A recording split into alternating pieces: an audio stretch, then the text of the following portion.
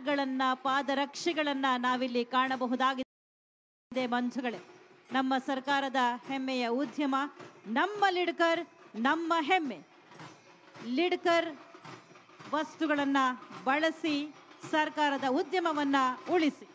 ಹಾಗೆ ಈ ಬಾರಿಯ ದಸರಾ ಆನೆಗಳ ಮಾವುತರಿಗೆ ಮತ್ತು ಕಾವಾಡಿಗಳಿಗೆ ಲಿಡ್ಕರ್ ಸಂಸ್ಥೆಯ ಬ್ಯಾಗ್ಗಳನ್ನ, ಬಟ್ಟೆಗಳನ್ನ, ಶೂಗಳನ್ನ ಕೂಡ ಉಡುಗೊರೆಯಾಗಿ ನೀಡಲಾಯಿತು.